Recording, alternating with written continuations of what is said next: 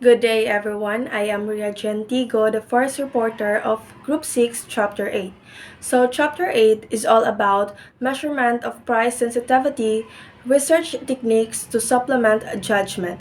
So, customers' price sensitivity refers to the degree to which customers um, are responsive to changes in prices. So, some customers may be highly sensitive to price changes and will be strongly influenced by price reductions or increases, while others may be less sensitive and unaffected by price changes.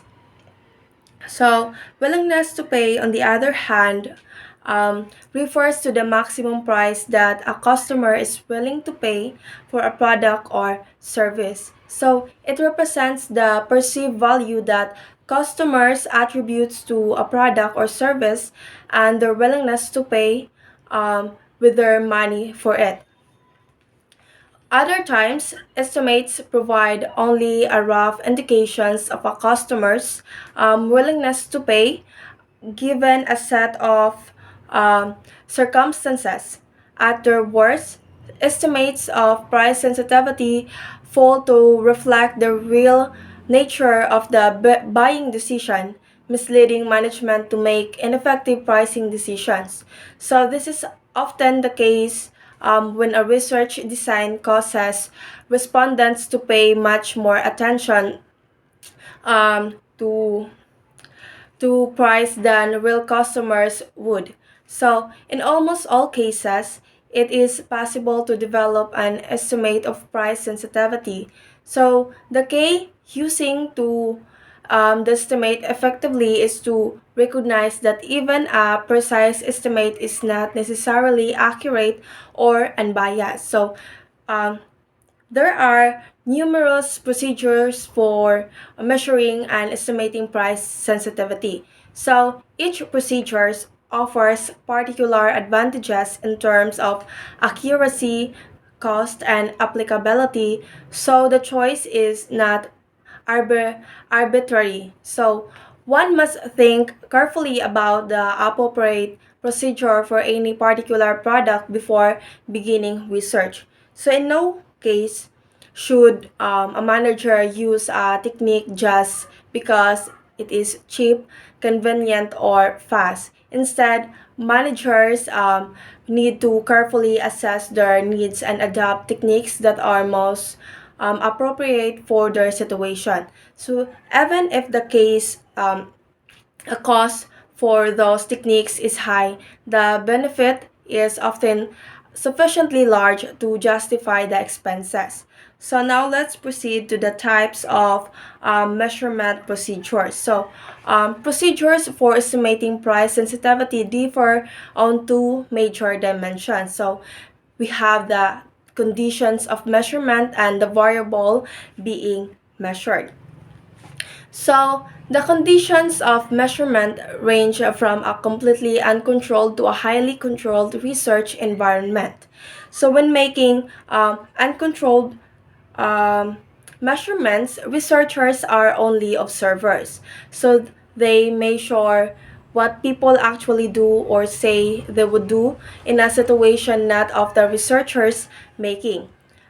Variable measurement. Estimating price sensitivity is either actual purchases or purchase preferences and intention. So, actual purchases studies measure behavior, whereas preferences intention studies measure the intended choices that people claim they would make in a hypothetical purchase situation. So, since the ultimate goal of the research is to estimate how people respond to price changes in actual purchase situations, research that measures actual behavior is generally more desirable, but it is also more costly, time consuming, and sometimes impractical given the need to move products to market quickly. So, the following discussion summarizes these research techniques and some of the trade-offs of choosing one method over another. So let's proceed to uncontrolled studies of actual purchases. So one way to estimate price sensitivity is to analyze past sales data.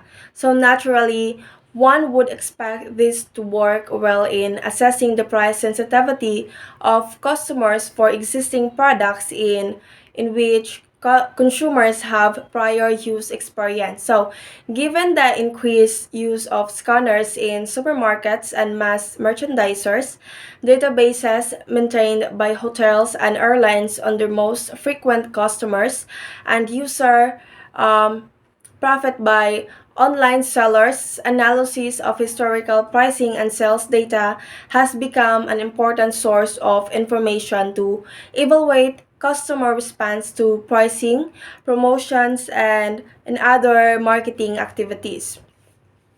So, there are three types of past sales data from which a marketing research might attempt to estimate price sensitivity. So we have historical sales data, panel data, and store scanner data.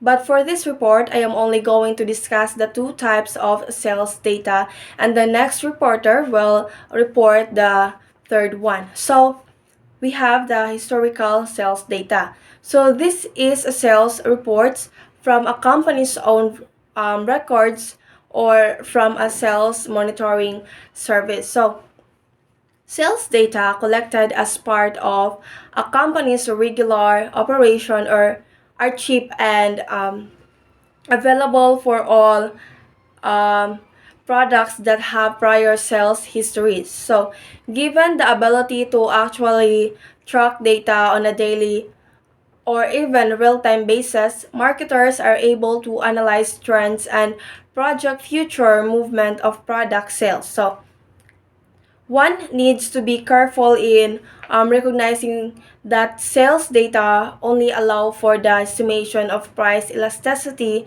of the next level in the channel. So in the past, using historical data for any product not sold directly to the end consumer was problematic. Sales data was usually available only at an aggregated level for a long period of time, say a week. So, in any given week, some stores will charge higher prices than others. Over time, the same store will put the product on sale for a week and then return its price to the regular level. So, these price variations influence sales but were masked by the aggregation rather. So unfortunately, data that aggregates sales for all stores over a number of weeks um, conceal these individual price differences. So given the aggregation in the data, the researchers is forced to explain sales variations by looking at only the average retail price across stores and throughout the time period. So since the average prices have less variation and fewer observations than actual prices at individual stores in particular weeks, the data have less statistical power than data on individual purchases prices. So now, however, nearly all retailers track their sales and most sell their data to manufacturers. So since sales can be observed within short time frames and loyalty cards can enable tracking changes in an individual shopper's behavior over time, researchers today have more tools and more data than ever before to readily track the impact of regular and promotional price differences. So the last one or the second one is the panel data. So panel data, individual purchase reports from members of a consumer panel. A number of marketing research companies collect individual purchase data from panels of a few thousand households. So each household keeps a daily record of all brands purchased and prices paid, or uses a special credit card that tracks purchases. So, since products are purchased daily, the data for each household must be aggregated to produce a series on weekly or bi-weekly purchases. So such data have a number of advantages. So the first advantage is one can accumulate observations more quickly with weekly panel data than with bi-monthly or quarterly sales data, reducing the problem that other factors may change and reduce the comparability of the data. So the second advantage is one can observe the actual price paid rather than an average of the retail prices that different stores charge, and one can identify sales that were made with coupons or promotions that alter the price paid. And uh, so this captures more price variation in the data, making the effects of price changes easier to detect. The third one is that one can get data on the sales and prices of competing products as well as on the sales of one's own product. The fourth advantage is one can correlate price sensitivity with various demographic classification of consumers and possibly identify opportunities for segmentation. So one potential drawback is that panel data may not be adequately representative of the market as a whole.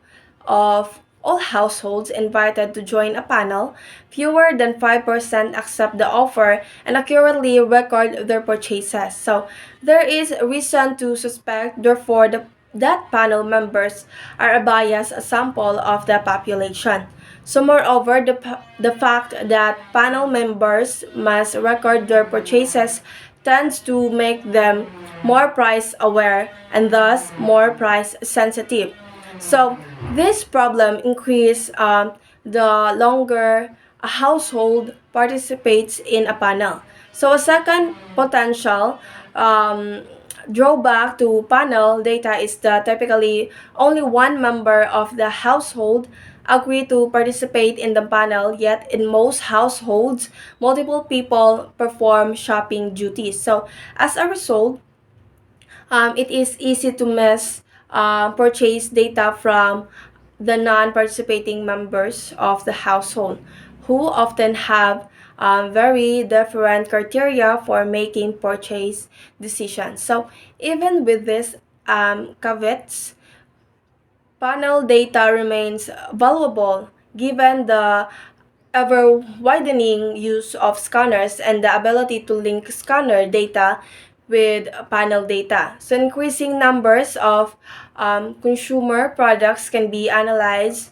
using this type of analysis. So the superiority of panel data estimates over those from aggregate sales data is due to the availability of more observations from a shorter and more comparable time period. And that's all for this report, and thank you everyone.